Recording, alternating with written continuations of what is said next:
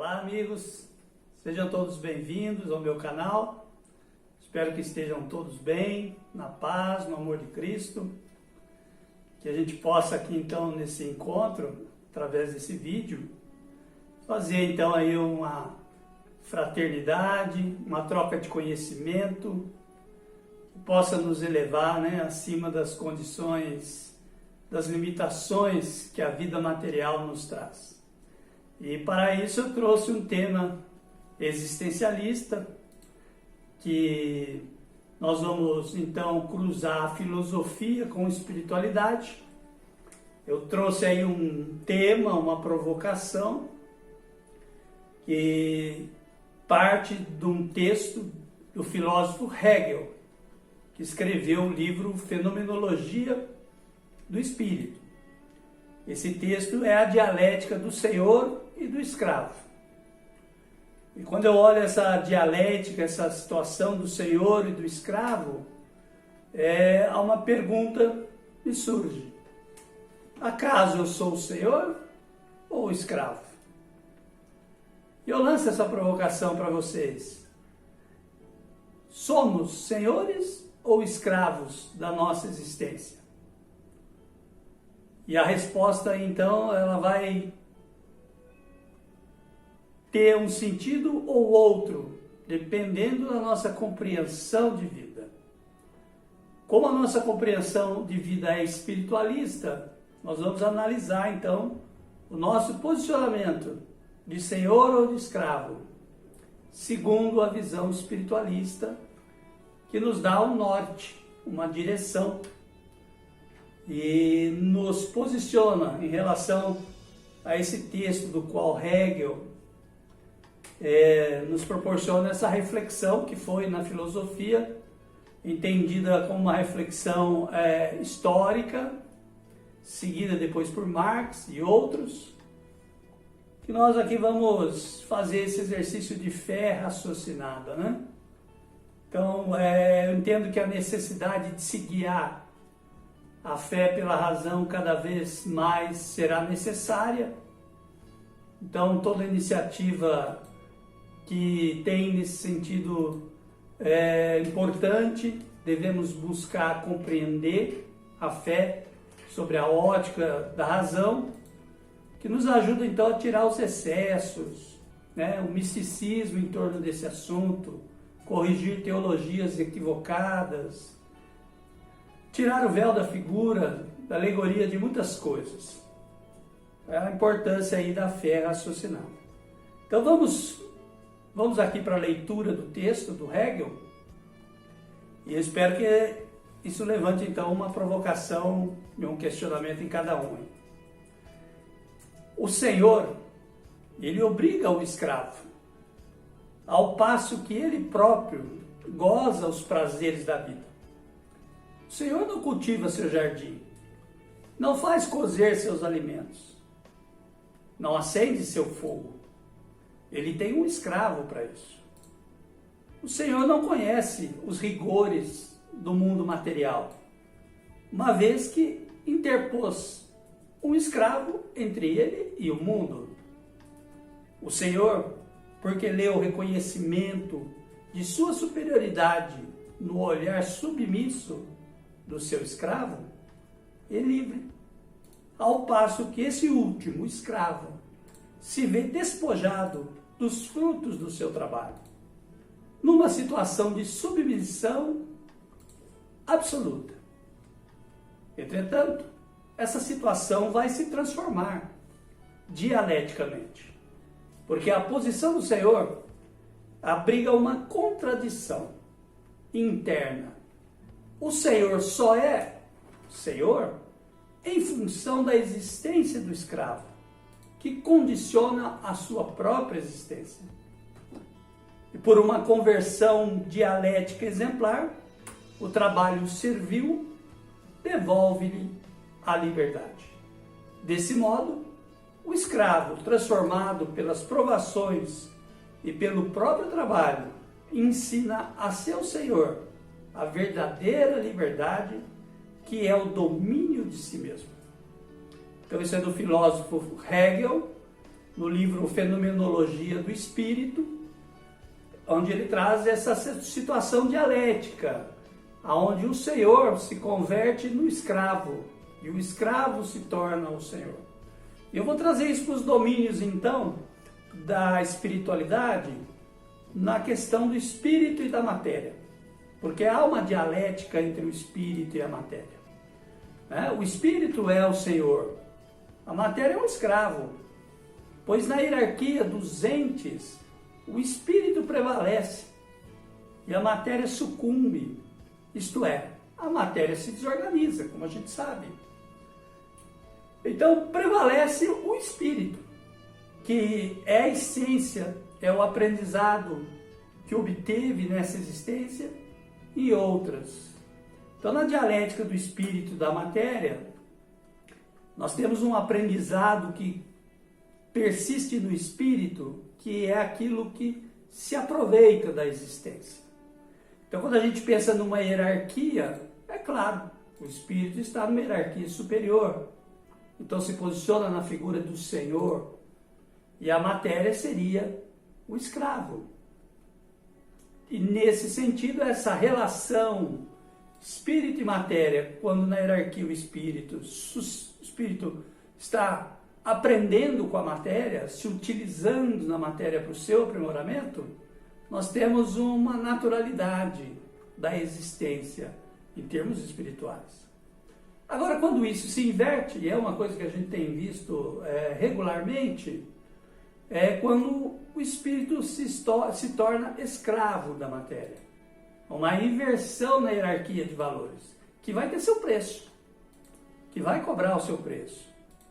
E nós vamos aqui então ter essa situação de escravidão, do qual o espírito se encontra em mundos materiais, encarnando de encarnação em encarnação, se submetendo às injunções, submetendo aos desafios que a vida material nos traz.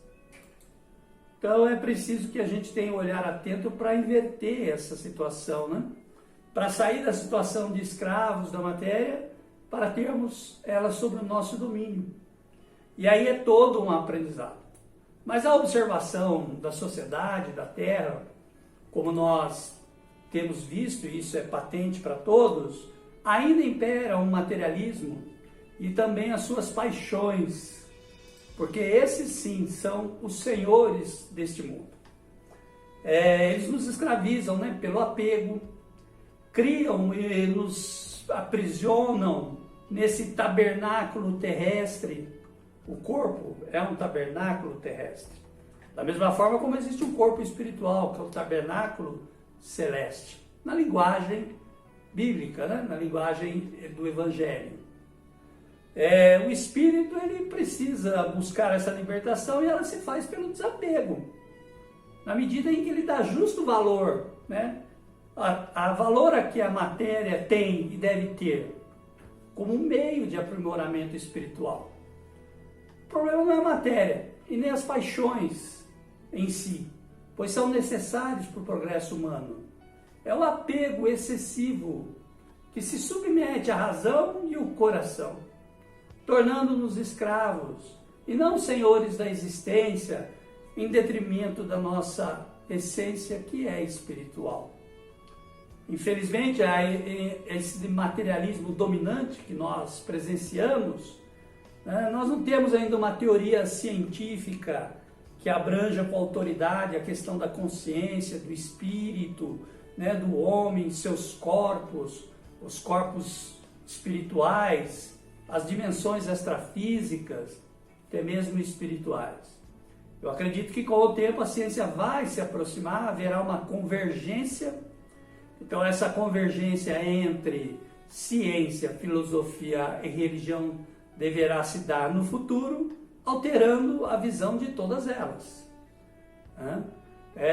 Nós, no campo da religiosidade, da espiritualidade, devemos procurar, então, já começar a traçar essa linha de convergência. Eu vejo essa necessidade de contribuirmos para essa linha de convergência entre os saberes, ciência, filosofia e espiritualidade. que deveríamos ter, então, na prática, seria o primado do espírito, né, sobre a matéria. E não o que temos visto, né, que temos presenciado. Pois a matéria, ela serve ao espírito. É sempre bom deixar enfatizar isso, né? Não o contrário. É isso que é o verdadeiro sentido da existência em termos espirituais.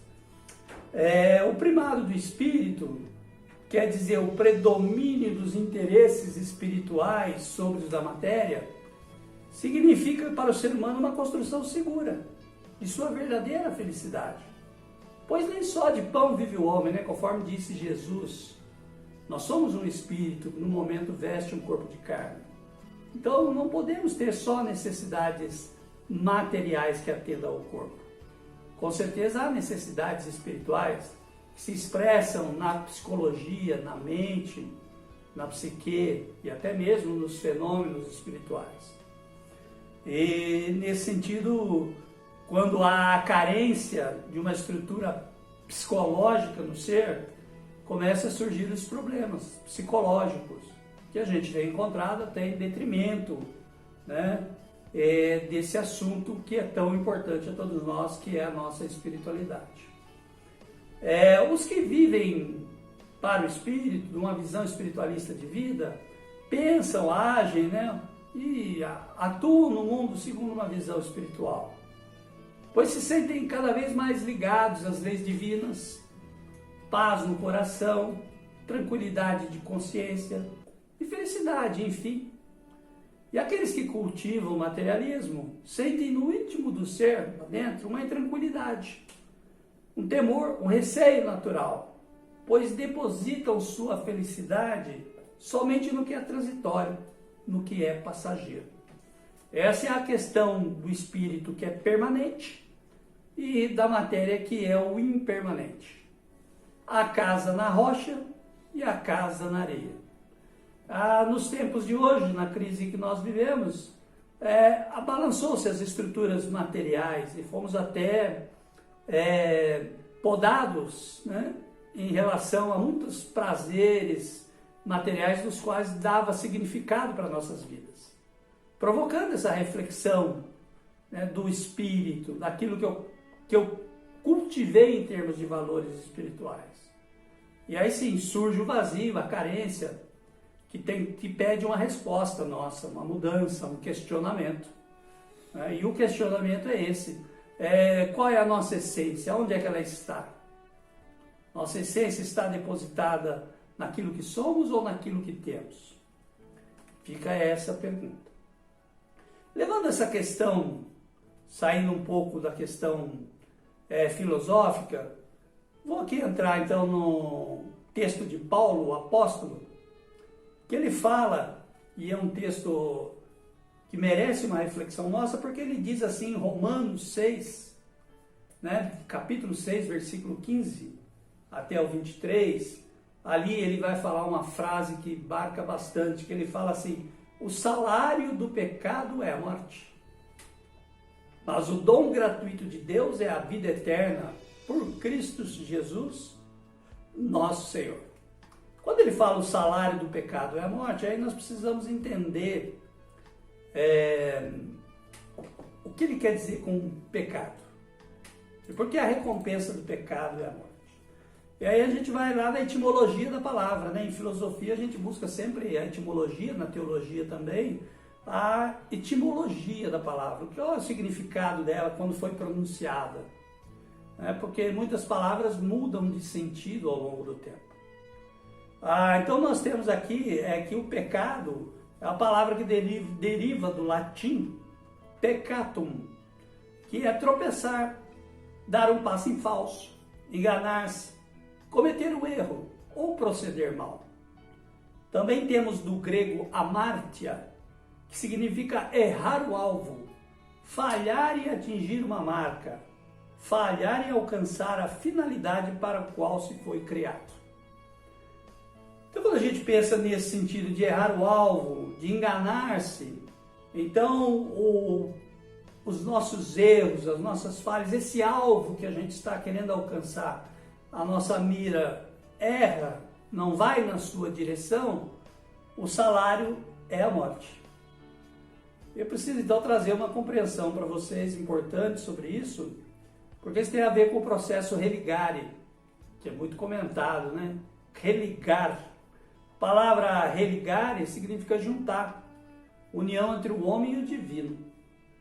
E do latim religare significa ligar novamente, no sentido de retornar à origem, ou seja, ao Criador. Então, se nós estamos num processo de religarmos com Deus, então tem algo que impede, que faz com que a gente não consiga alcançar, aí entramos na questão do pecado. A palavra pecado, em geral, no meio cristão, tem o sentido das nossas falhas que a gente tem para com Deus, e isso nos torna uma dívida para com Deus. Aqui eu quero mudar e ampliar um pouco essa questão do pecado como imperfeição, porque são as nossas imperfeições que nos afastam do divino. Então o espírito ainda imperfeito é aquele que ainda não encontrou sintonia com Deus. E por causa dessa imperfeição, ele tem uma condição existencial de ser. E nessa condição existencial de ser, ele está atrelado a mundos materiais. Então, na medida em que a gente tem dificuldade para alcançar a Deus, entrar em sintonia, né, estar em harmonia com o divino, até na nossa constituição espiritual, nós estamos ainda carregando os fluidos, energias densas, dos quais nos ligam a esse tipo de mundo material em que estamos. E aí então acontece isso, o fato de que aqui no mundo material, o nosso salário é passar pelo fenômeno da morte. Então, podemos traduzir o salário do pecado é a morte, é a recompensa em função das nossas imperfeições, é estarmos enfrentando os ciclos de morte e vida nos mundos materiais. E isso então vai ser sempre uma sombra ao nosso redor, né? Essa sombra da morte, ela paira ao nosso redor, porque ainda existe entre o ser humano muita discórdia, agita-se na teia dos corações criados para o amor, ainda agita-se o ódio e a vingança, o ferro e o fogo. E esses são emissários, sim, da condição em que nos encontramos. E os homens sucumbem a isso, aos milhares.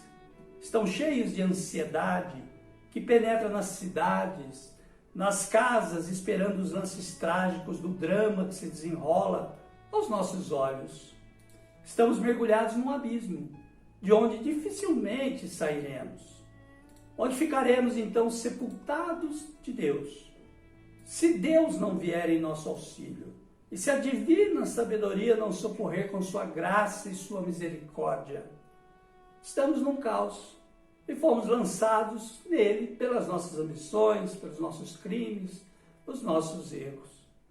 Temos sobre a nossa cabeça o machado que vai descer mais dia ou menos dia, hora ou menos hora, minuto em minuto.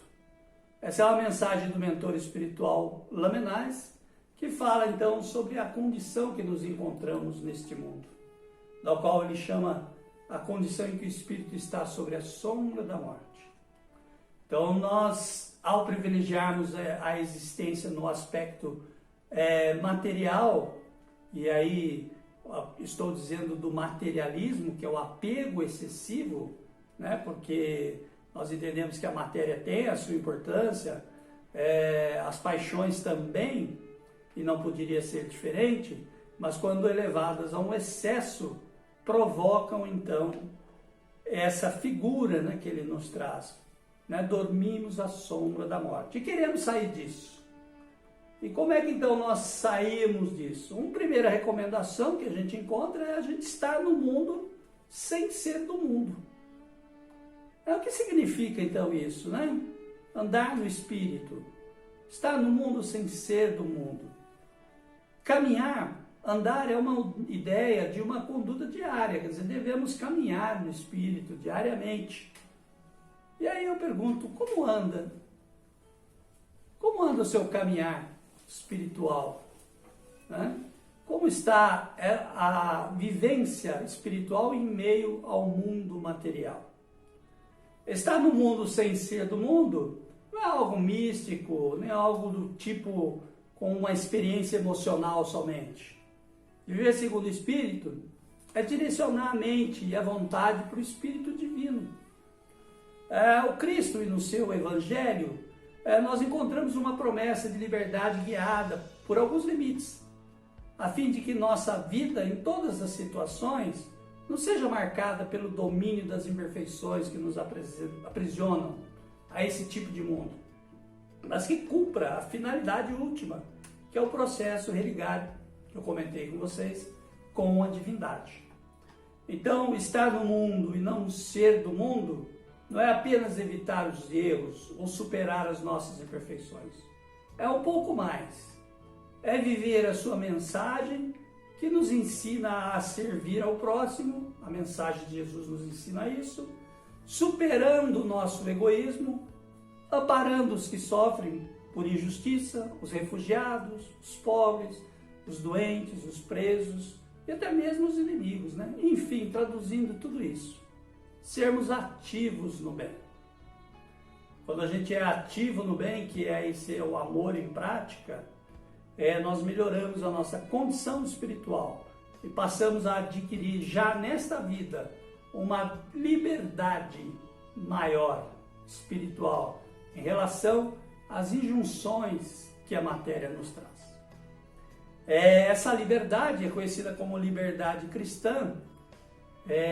Jesus Cristo nos falou sobre isso, sobre a liberdade cristã. E essa liberdade ela é guiada por alguns fatores.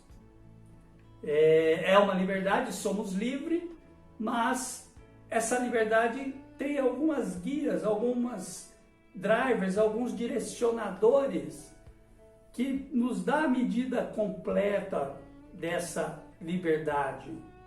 Nos dá uma medida de uma liberdade plena que nos eleva até Deus. Ela é guiada, então, pelo desejo do aperfeiçoamento espiritual. Isso é preciso que a pessoa conduza e construa a sua vida como um homem de bem, um ser caridoso, né? Que nos torne pessoas melhores, mais parecidas, né, com o próprio Mestre. Outra guia que nós temos também é a guia do amor de Deus, quer dizer, essa referência que nós temos em Deus, né, que nos ajuda a procurar conhecê-lo e obedecer à sua vontade, né? Qual é o plano de Deus para a nossa existência, para a humanidade, para cada um de nós? Esse é outro questionamento que deve drivar as nossas ações, né, neste mundo. O modo no qual nós buscamos viver espiritualmente nessa jornada. Outra guia é o amor ao próximo. O amor ao próximo, ele então é aquele que é a recomendação de Jesus, conhecida por todos, porque ele faz com que nós superemos o nosso egoísmo, né? O egoísmo do nosso coração, que ainda é uma imaturidade da nossa fé, da nossa espiritualidade, quando ele prepondera sobre esse sentimento de humanidade, de amor, de compaixão para com o próximo. E a maturidade, a busca da maturidade espiritual, né? Os cristãos maduros na fé, eles conseguem enxergar que nem tudo que é permitido, porque temos a liberdade, tudo é permitido, mas nem tudo convém, conforme Paulo, o apóstolo, nos ensinou, né? É preciso então a gente ter maturidade para discernir as situações em que o uso da liberdade promoverá a escravidão, quanto para dizer não a essas possibilidades.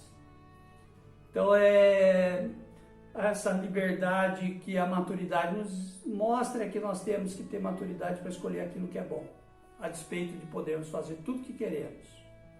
Então o cristão é esse que vai encontrar no Evangelho, vai encontrar na inspiração superior, na espiritualidade que nos cerca, força para os desafios que a formação do caráter espiritual nos traz. Né? E aí ficou a mensagem final para vocês, que está lá na carta aos Romanos, do capítulo 12, onde Paulo escreve à igreja de Roma, e uma mensagem de Jesus também. Paulo diz assim: não vos conformeis com esse mundo, mas transformai-vos, renovando a vossa mente, a fim de poder discernir qual é a vontade de Deus, o que é bom, agradável e perfeito.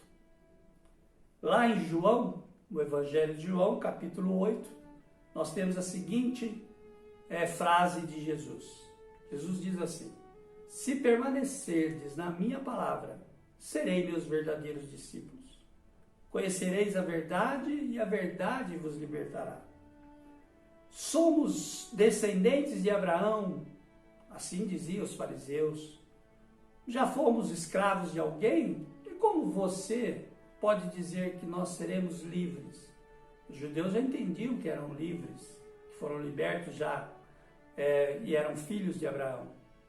E Jesus então retruca, responde: em verdade vos digo, todo homem que se entrega ao pecado, ao domínio das imperfeições, é seu escravo. Ora, o escravo não fica na casa para sempre, mas o filho sim, fica para sempre. Se, portanto, o Filho vos libertar, sereis verdadeiramente livres. Então, o ensinamento é que nós sejamos senhores e não escravos de nossas imperfeições, para então adquirirmos o direito de habitar novas moradas, melhores, que estão reservadas para nós, esperando a nossa firme decisão de vencermos a nós mesmos.